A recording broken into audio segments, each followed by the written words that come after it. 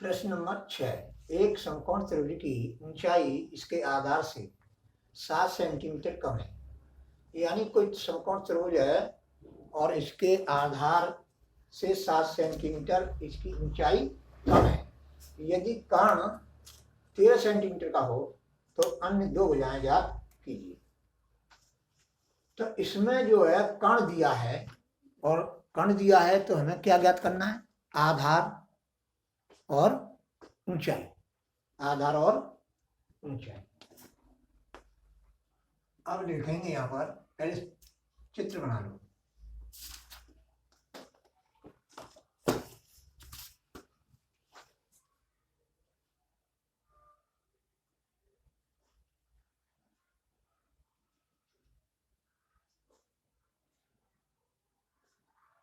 ये कर्ण है, 90 डिग्री के सामने की भुजा को हम कर्ण कहते हैं। कर्ण बराबर 13 सेंटीमीटर।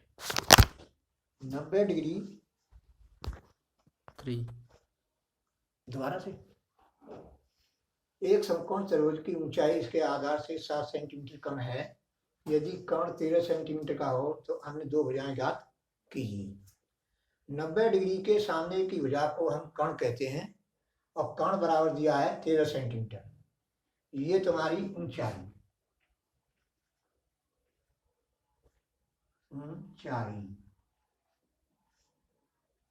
या लंब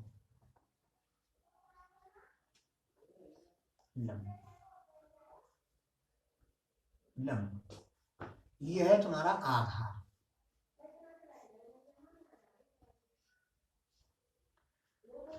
अब जो है एक समकोण त्रिभुज आधार से 7 सेंटीमीटर कम है तो हम मानेंगे, माना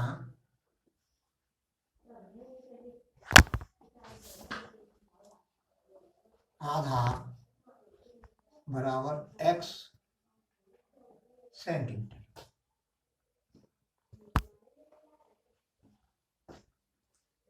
प्रश्नानुसार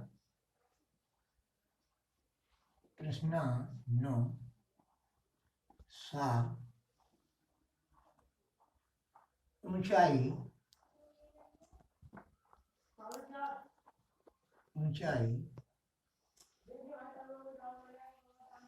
बराबर, ऊंचाई इसके आधार से 7 सेंटीमीटर कम है।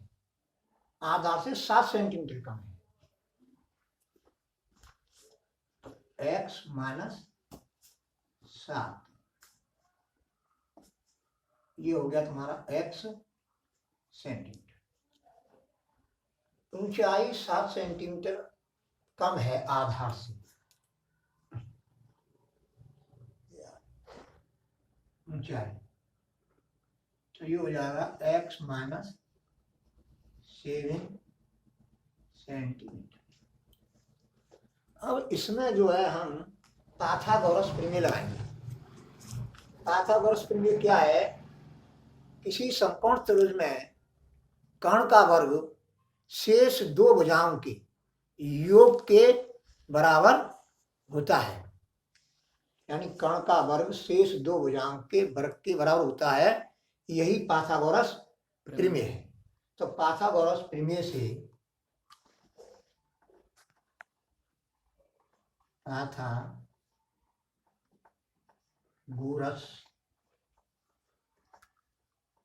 प्रमेय से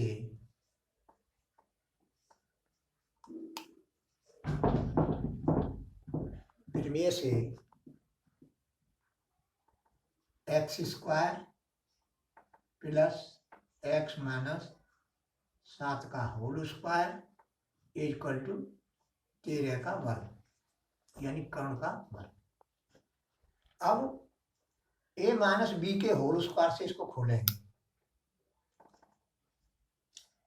x square plus 49 minus 14x बराबर 1 से 69। एक्स स्क्वायर और x square 2x square minus 14x plus 49, इसका पक्षांतर कर देंगे इधर, तो 1 से 69 इक्वल टू 0।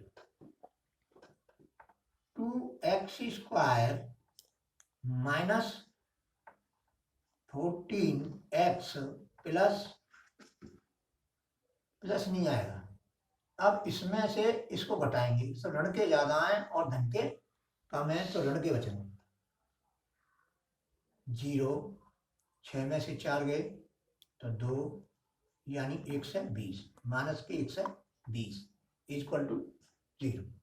अब हम इसको और छोटा कर सकते हैं, या 2 का भाग लगा करके, x² minus 7x minus 60 equal to 0। अब इसके फैक्टर करेंगे, तो 60 के ऐसी फैक्टर करो, ऐसी 2 संख्या देखो कि उनका अंतर 7 हो, और गुणा करने पे 60 होगा। तो x² माइनस अब यहाँ देखो 60, इस तरह से याद कर लिया करो, फैक्टर कर ले।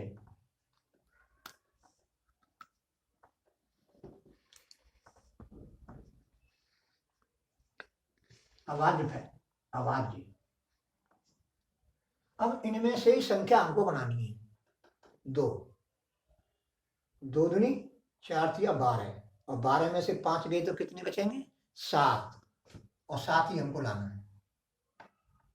तो 12 minus 5 x minus 60 equal to 0। x² minus 12x minus गुणा माइनस क्या हो जाएगा? Plus 5x minus 60 equal to 0। अब हम 2 पदों के समूह बना लेंगे और इनमें से कॉमन लेंगे। हाँ, यहां से कॉमन लेंगे 2 पदों से, तो इसमें आ जाएगा x minus 12 plus 5x minus 12 is equal to 0। x minus 12 और x प्लस 5 इक्वल टू 0। अब हम x का मान निकालेंगे प्रत्येक फैक्टर को 0 के बराबर रख करके। तो x माइनस 12 बराबर 0, तो x बराबर 12 यानी 12, अंग्रेजी में बोलते हैं 12। x प्लस 5 इक्वल टू 0, तो x is equal to minus 5। इसको छोड़ने पर, क्योंकि भुजाओं की लंबाई जो होती है वो नेगेटिव नहीं होती है, पॉजिटिव होती है लेने पर।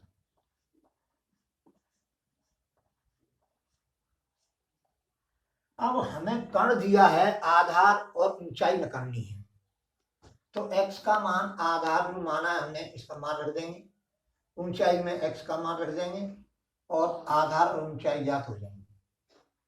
इसलिए आधार बराबर x centimetre is equal to 12 centimetre.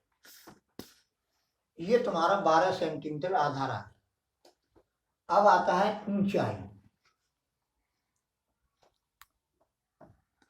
ऊंचाई या लंब।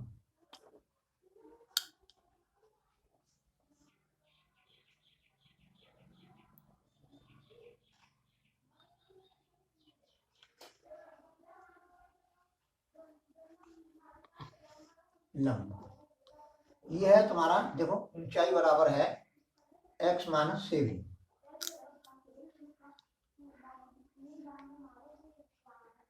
अब x का मान रख दो, 12 माइनस 7 बराबर 5 सेंटीमीटर। ये तुम्हारा आधार आ गया 12 सेंटीमीटर, ऊंचाई आ गई 5 सेंटीमीटर। तो हम उत्तर की जांच कर सकते हैं कि हमारा उत्तर सही है या गलत है। तो इसके लिए हम क्या करेंगे कि आधार का वर्ग करेंगे, ऊंचाई का वर्ग करेंगे, उन दोनों को जोड़ेंगे और जोड़ करके कर्ण के वर्ग के बराबर आ जाना चाहिए। तो कर्ण का वर्ग करेंगे हम तो 169 आएगा, 13 का वर्ग करेंगे तो 169 आएगा। अब इनके वर्गों का जोड़ भी 169 होना चाहिए। तो 12 का वर्ग करेंगे तो 144, 5 का वर्ग करेंगे तो 25, 144 और 25 169। तो हमारा उत्तर सही है, हमारा हल सही है। बंद कर। प्रश्न नंबर 7, निम्नलिखित द्विघात समीकरण में, निम्नलिखित द्विघात समीकरण में, निम्नलिखित का मतलब नीचे लिखा हुआ द्विघात समीकरण में k का ऐसा मान ज्ञात कीजिए कि उसके दो मूल बराबर हों, यानी दो बराबर मूल हों। तो सबसे पहले हम दिया गया द्विघात समीकरण करेंगे। दिया गया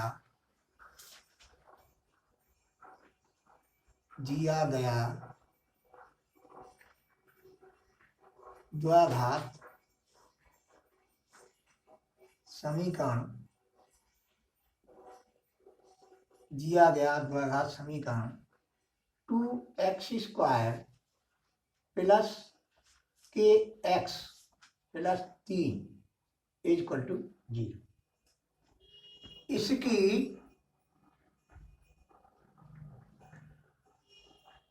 ax² plus bx plus c equal to 0 से तुलना करने पर,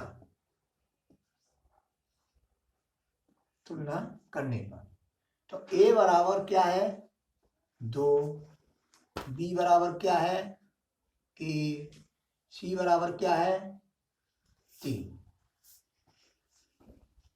जबकि मूल बराबर है, जब मूल बराबर है,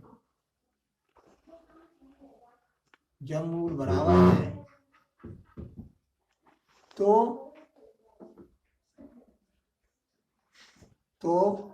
विभक्त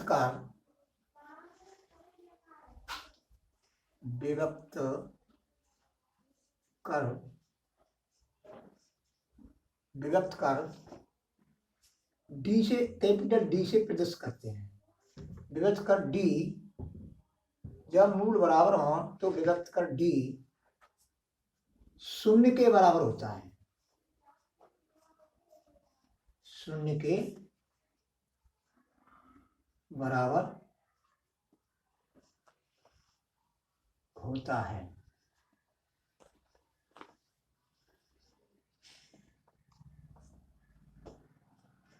यानी d इक्वल टू 0 और d का मान जो होता है विभक्त कर का सूत्र जो होता है b² minus 4ac equal to 0।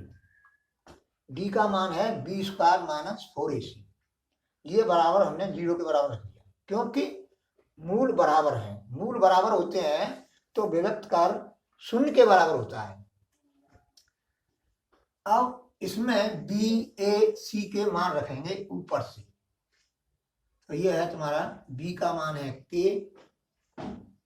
का वर्ग माइनस 4, a का मान है देखो ऊपर 2, c का मान है 3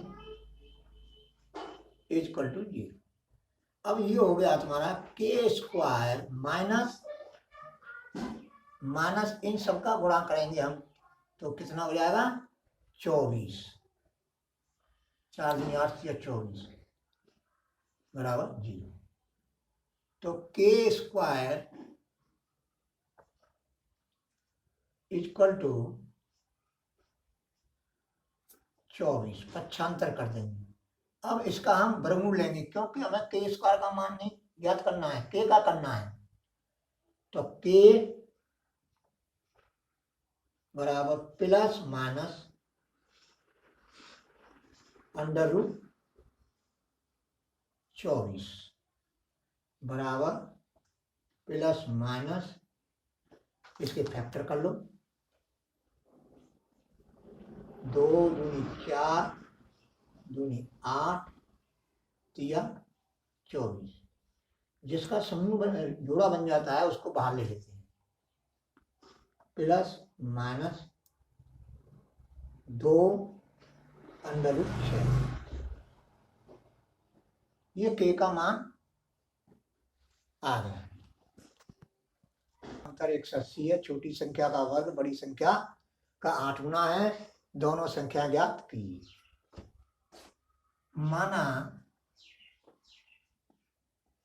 माना बड़ी संख्या,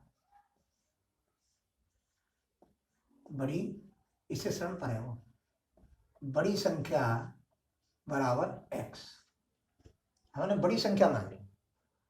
अब प्रश्न के अनुसार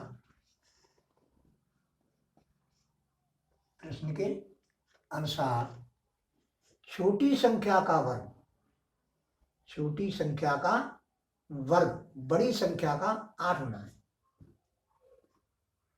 छोटी संख्या का वर्ग बड़ी संख्या का 8 होना है।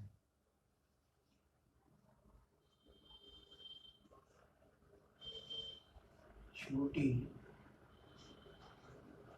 संख्या का वर्ग बराबर 8x। बड़ी संख्या x है, प्रश्नानुसार छोटी संख्या का वर्ग 8x हो जाएगा, क्योंकि बड़ी संख्या का 8 होना है, छोटी संख्या का वर्ग। पुनः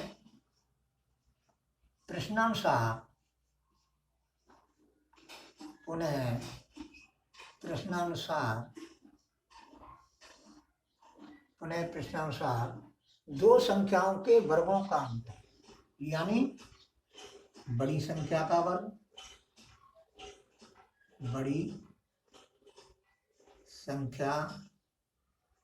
का वर्ग माइनस छोटी संख्या का वर्ग। छोटी संख्या का वर्ग बराबर, देखो अंतर 180। बड़ी संख्या x है तो x², छोटी संख्या का वर्ग 8x है, 8x बराबर 180। अब इस 180 को पक्षांतर करेंगे, लेफ्ट हैंड साइड की ओर लाएंगे, -180 = 0। ये हमारा द्विघात समीकरण बन गया। अब इसके हम फैक्टर करेंगे, माइनस, अब इस तरह से जांच करेंगे हम, 180 के फैक्टर करो, 2 × 9 = 18, 2 × 45, 2 का भाग 90 में लगाएंगे, फिर 3 का लगाएंगे, 2 का नहीं जाएगा, 3 × 1 = 3, 3 × 5 = 15, फिर 3 का भाग चला जाएगा, 5 × 1 = 5। अब हमें अंतर देखना है, तो 5 × 3 = 15, 3 × 45, ये नहीं है, इसमें से देखेंगे 3 × 3 = 9 × 18, 18 और 10, तो यहाँ कोष्टक में लिखेंगे 18 - 10 x - 180 = 0। x² - 18x + 10x - 180 = 0। अब इसमें से x कॉमन लेंगे इन दोनों पदों में से, तो x minus 18 plus 10 x minus 18 is equal to 0। अब ये हो जाएगा x माइनस 18 और x प्लस 10 इक्वल टू 0। अब प्रत्येक फैक्टर को हम 0 के बराबर रखेंगे, तो x minus 18 equal to 0, x plus 10 equal to 0। तो x बराबर 18 और x बराबर माइनस के 10। ये दो सवाल हो गए, दो मान हो गए, ये x के दो मान हो गए और दोनों संभव हैं, दोनों संभव है। यदि बड़ी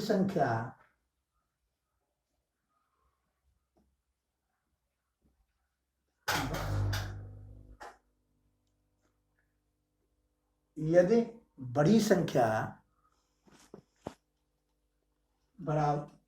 बराबर x यानी बराबर 18 है, तो छोटी संख्या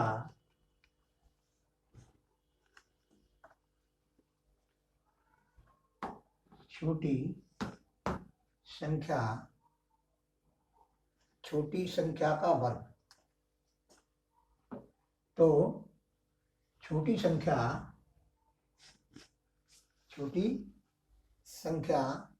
का वर्ग, छोटी संख्या का वर्ग 8x,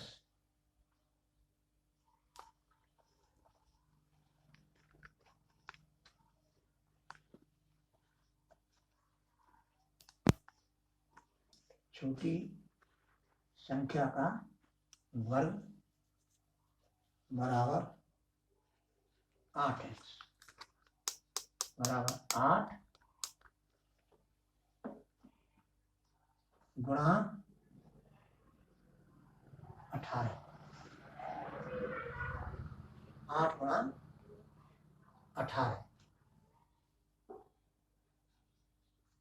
8 64, 8 14। तो छोटी संख्या हो गई, छोटी संख्या बराबर अंडर रूट 144 बराबर 5।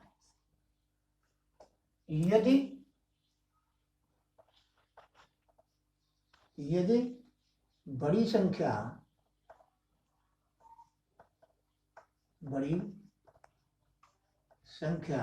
बराबर -10 है,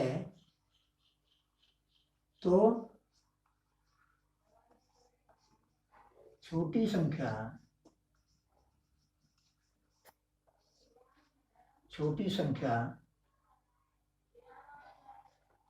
संख्या का वर्ग बराबर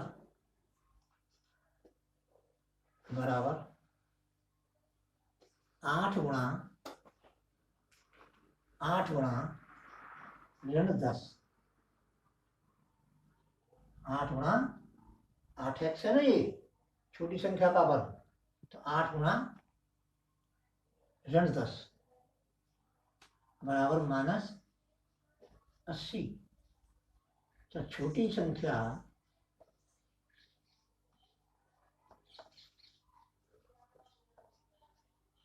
संख्या अंडर रूट -80, यहाँ लिखो प्लस माइनस, यहाँ पे लिखो प्लस माइनस। जब वर्गमूल जब निकालते हैं तो प्लस माइनस लिखते हैं। यदि बड़ी संख्या ऋण 10 है, तो छोटी संख्या का वर्ग बराबर 8 गुणा ऋण 10 बराबर ऋण 80 होगा।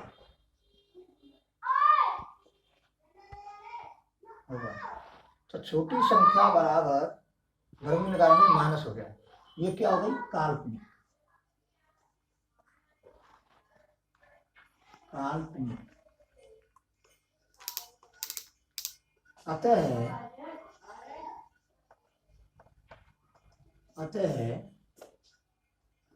बड़ी संख्या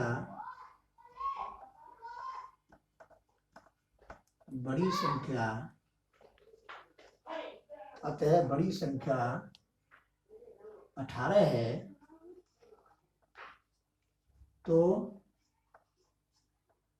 छोटी संख्या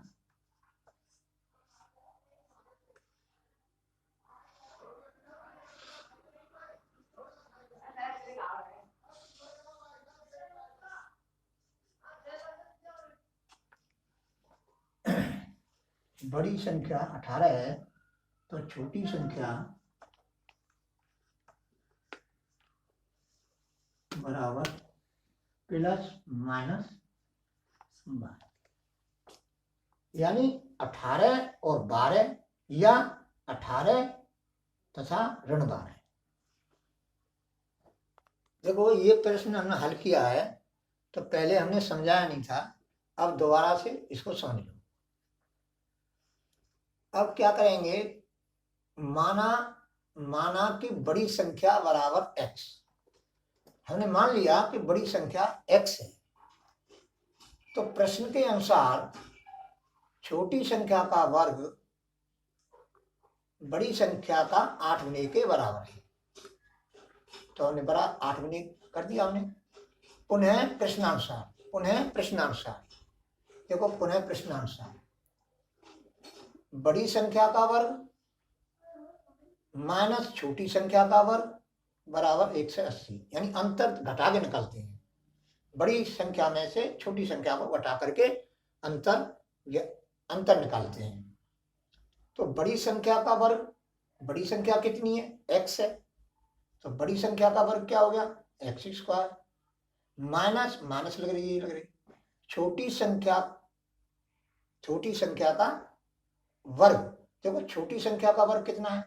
8x है, तो 8x लिख दिया बराबर 180। x स्क्वायर माइनस 8x, अब 180 को इधर ले आएंगे तो माइनस 180 बराबर 0। तो अब इसके फैक्टर करेंगे, ऐसी दो संख्या देखेंगे कि जिनका हम गुणा करें तो 180 आए और उनको हम घटाएं तो 8 है। ये ऋण चिन्ह हमको ये व्यक्त करता है कि हमें अंतर देखना है या योग देखना है। तो ऋण लग रहा है तो हमें अंतर देखना है। ऐसी दो संख्या लेनी है कि गुणा करने पर 180 हो जाए और उनको घटाएं तो 8 हो जाए। तो 18 और 10 है, क्योंकि 18 और 10 का हम गुणा करेंगे तो 180 आ जाएगा। 18 में से 10 घटाएंगे तो 8 आ जाएगा।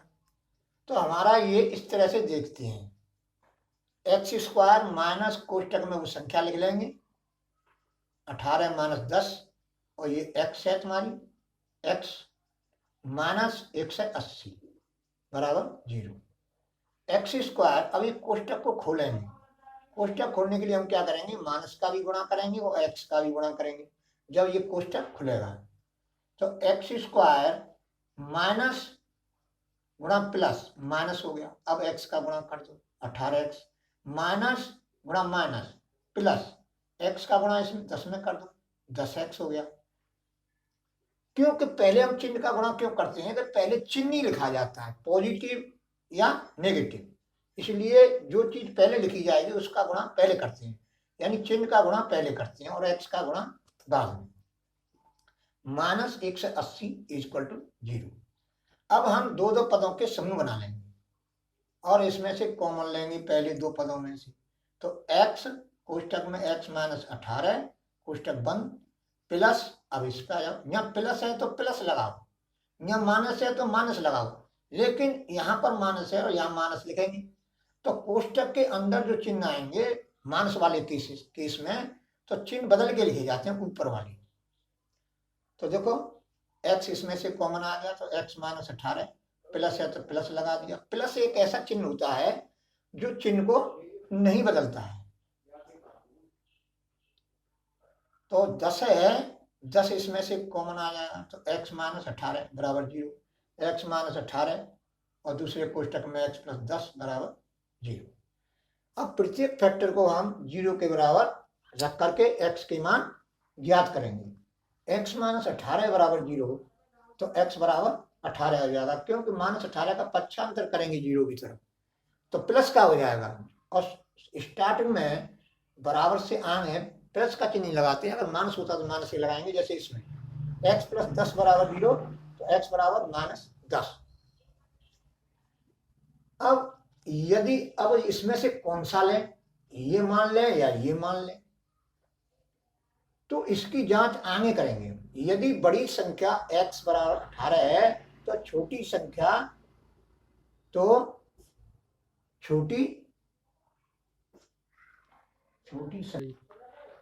यदि बड़ी संख्या बराबर x बराबर 18 है तो छोटी संख्या का वर्ग 8x है, तो 8 गुणा 18 बराबर 144।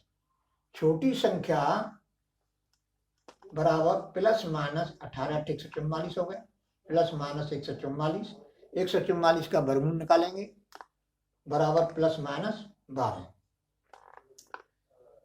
यदि बड़ी संख्या माइनस 10 मानते हैं तो छोटी संख्या का वर्ग बराबर 8 गुणा ऋण 10 हो जाएगा, माइनस 80 होगा।